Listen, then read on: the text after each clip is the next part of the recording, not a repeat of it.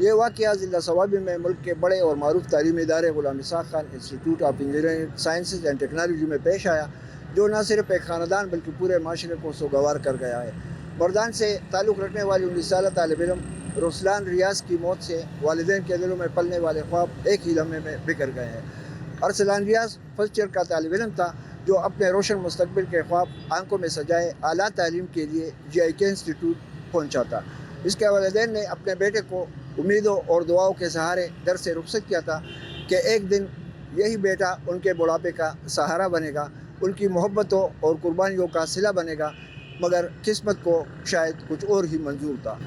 اتوار 8 مارچ کو ہاسٹل کے کمرے میں رسلان کی پراسرار موت کے بارے میں انسٹیٹیوٹ انتظامیہ کا موقف ہے کہ سحری کے وقت اس کی پندہ لگی لاش کھڑکی کے گرل سے لٹکی ہوئی ملی۔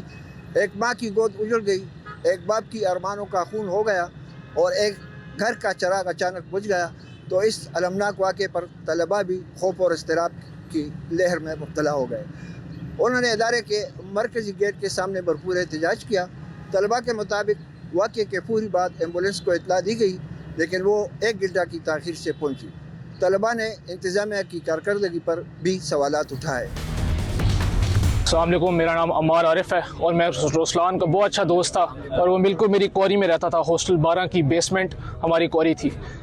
3 بجے کے قریب جب ہم اس کے روم میں گئے تو ہم نے دیکھا کہ رسلان بڑی بری حالت میں تھا۔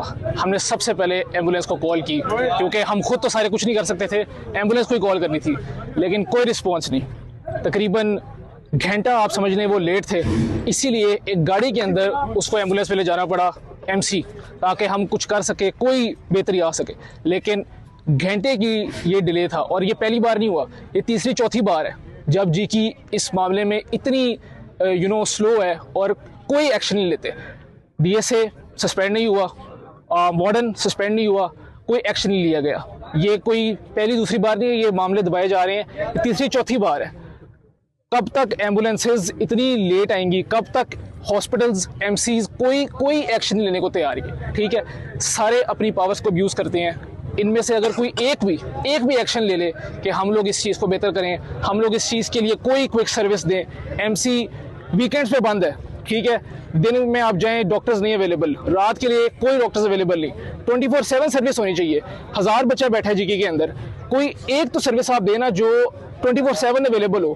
ویکینڈ پہ بچوں کو بخار نہیں ہوتا، ویکینڈ پہ چوٹیں نہیں آتی، ویکینڈ پہ بچوں کی طبیعتیں خراب نہیں ہوتی، سب ہوتا ہے، لیکن ویکینڈ پہ ان کی سروسز بند ہیں۔ پولیس حکام کا کہنا ہے کہ واقعے کی تحقیقات جاری ہے اور مختلف پہلوؤں سے تفتیش کی جا رہی ہے۔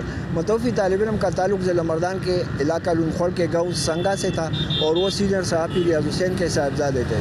وہ JIK انسٹیٹیوٹ میں اسکالرشپ پر تعلیم حاصل کر رہا تھا۔ اس نوجوان نے اپنی محنت اور قابلیت پر تعلیم کے میدان میں مقام بنایا تھا، اور خاندان کو اس سے بڑی امیدیں وابستہ تھیں۔ واقعے کے حوالے سے ان کے لواحقین کا کیا کہنا ہے، یہ جاننے کے لیے ہم نے ان کے ماموں ہدایت خان کے ساتھ بات چیت کی۔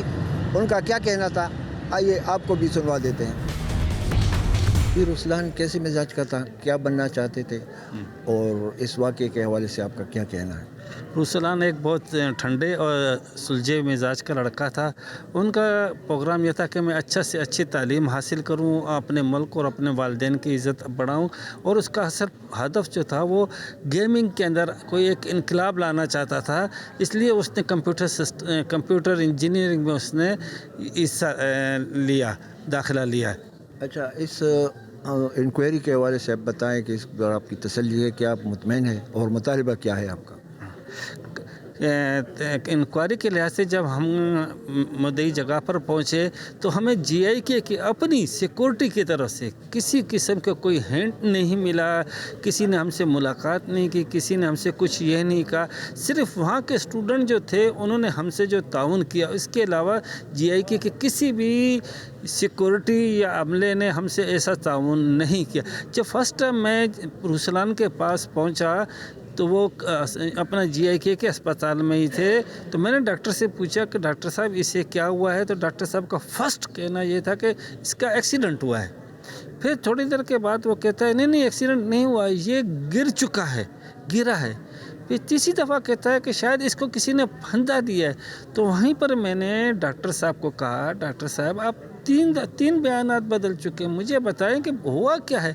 तो डॉक्टर साहब कंफ्यूज होने लगा, वो बाहर निकलने लगा। इतने में फिर सिक्योरिटी पुलिस आई, जो हमारी वहाँ की स्टेट की पुलिस थी, वो आई। उन्होंने कहा अब क्या करना है। मैंने कहा सर मुझे डाउट है कि हमारा बच्चे ने खुदकुशी नहीं की है, इन्होंने फुल प्रूफ ये मर्डर है। मैं उस जगह पर भी गया उन स्टूडेंटों के साथ जिन्होंने कहा था कि यहाँ पर इस कमरे में मर्डर हुआ है। मैं वहाँ गया, मैंने उस जगह को चेक किया, वहाँ पर मुझे किसी किस्म के मर्डर के कोई असरात नज़र नहीं आए। यहाँ तक कि कोई ऐसी खाली सलवार पड़ी हुई नज़र नहीं आई जिससे नाड़ा निकाला गया। और नाड़ा भी ऐसा था जिस पे इन्होंने कहा कि ख़ुदकुशी की है, वो बिल्कुल रुई की तरह सफ़ा था। उस पर कहीं से भी कोई दाग, कोई मिट्टी, कोई लपेट कुछ नहीं था।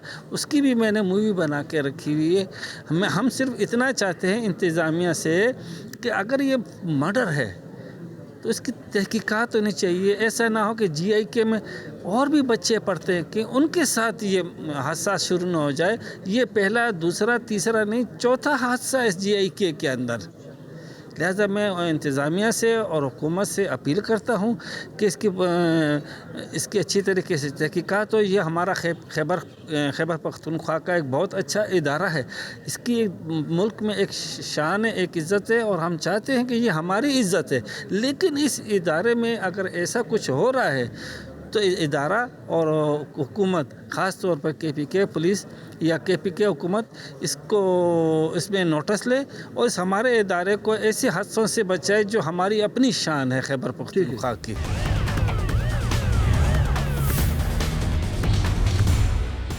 तलबा के एहतजाज के बाद इदारे की इंतज़ामिया ने डीन, स्टूडेंट्स अफेयर और हॉस्टल के वार्डन को अगले अहकामात तक मुअत्तल करके वाक़े की तहकीकात के लिए 5 रुकनी कमेटी बनाई।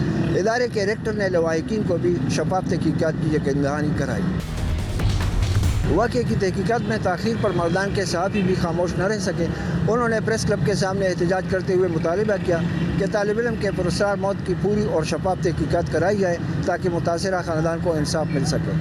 उनका कहना था कि अगर हक़ाइक़ छुपाने की कोशिश की गई तो वो इस्लामाबाद जाकर सुप्रीम कोर्ट और पार्लियामेंट हाउस के सामने एहतजाज करेंगे।